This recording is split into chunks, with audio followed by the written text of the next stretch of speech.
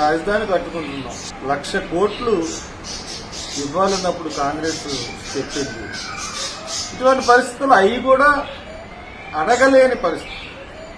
ఎందుకు ఈ పరిస్థితి చంద్రబాబు నాయుడికి పవన్ కళ్యాణ్కి దాపురించిందో నాకైతే తెలియట్లేదు. వీళ్ళిద్దరూ పెద్ద పెద్ద కబుర్లు చెప్పారు.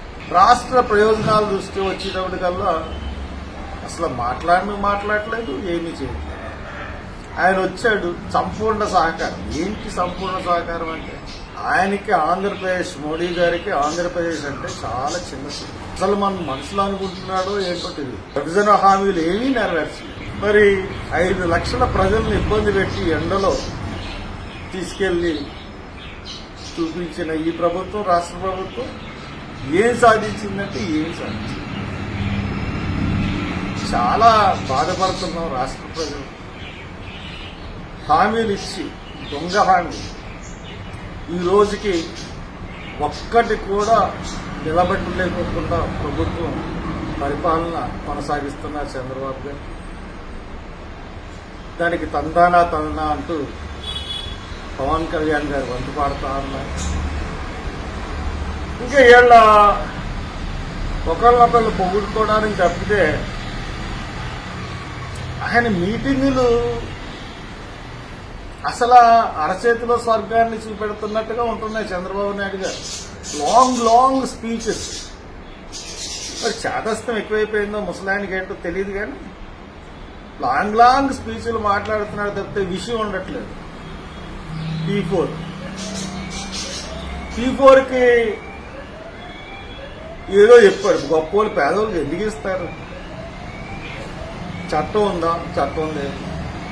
ఎవరిస్తారు? ఇవన్నీ మనం చూసుకున్నట్లయితే ఏమీ ఆయన సంపద సృష్టించలేడు, చేతులు ఎత్తేశాడు. ఈ రోజున కరెంటు జగన్ కొన్నది చాలా ఎక్కువని ఈ రోజున దానికి డబల్ రేటుతో కరెంటు కొనే పరిస్థితి ఈ రోజున దాపురించింది రాష్ట్రానికి. కొన్ని పత్రికలు ఉన్నాయి, వాళ్ళు జగన్ ఉన్నప్పుడు ప్రభుత్వం యొక్క తప్పిదాలన్నింటినీ బయటపెట్టేవారు ఛానల్స్. ఇప్పుడు అసలు ఏమీ బయట పెట్టరు. అసలు ఆ ప్రభుత్వం అద్భుతంగా ఉంది.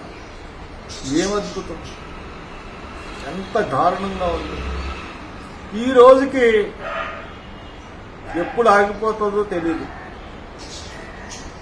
ఏది ఆరోగ్యశ్రీ ఫీజు రియంబర్స్మెంట్, అంతకుముందు చంద్రబాబు నాయుడు 2019లో దిగిపోయిన బాకీలు అప్పుడు మోహన్ బాబు గారు స్ట్రైక్ చేశారు. కేసు నడుస్తూ ఉంది, ధర్నా చేస్తే ఆ కేసు నడుస్తుంది, కానీ ఆ బాకీలు ఈ రోజుకి కూడా తీర్చలేదు చంద్రబాబు నాయుడు.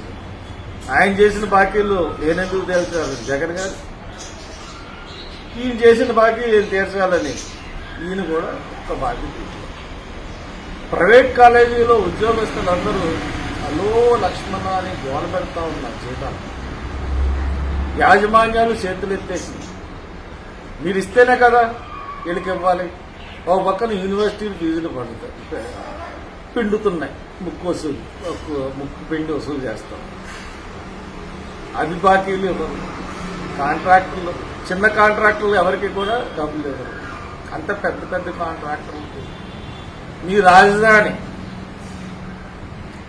కట్టడం అందరూ సంతోషిస్తారు, కానీ ప్రజల యొక్క కనీస అవసరాలని పణం పెట్టి మేము రాజధాని కడుతున్నాం. వస్తువులుండి రాజధాని ఎవరైనా కడతారా?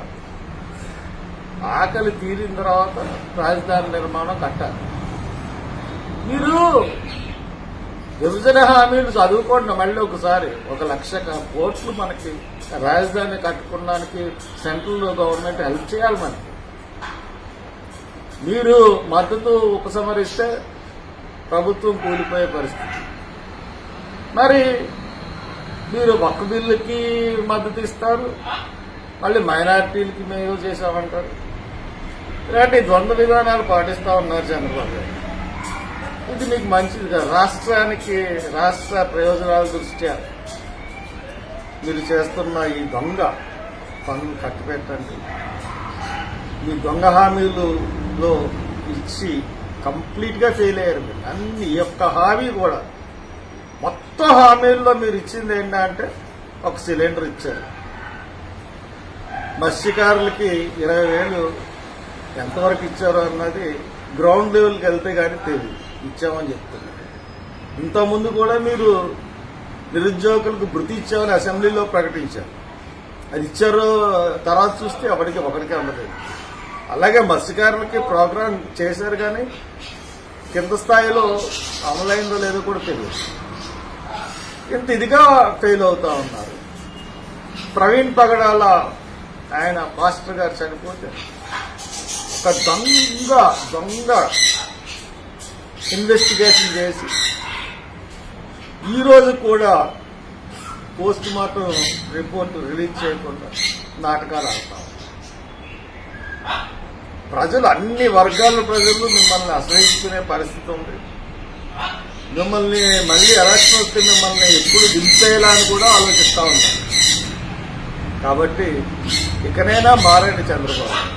మారి ఈ స్పీచ్లు సొల్లులు మానేసి ఒకసారి ఆరోగ్య రహస్యాల గురించి చెప్తారు. ఎన్ని వాడు ఎందుకు? మాకు కావాల్సింది తిండి. టీవీల్లో వచ్చిన డబ్బులతో జీవితాలు గడిపే పరిస్థితి.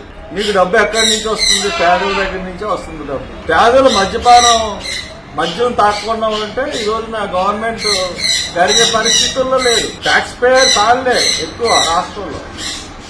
వాళ్ళు కట్టిన సొమ్మన్నా వాళ్ళకి తిరిగి ఇచ్చే పరిస్థితి ఉంటే బాగుంటుంది తప్పితే ఇలాగ ఈ రకంగా చేయడం మటుకు మంచిది కాదని చెప్పి సెలవు.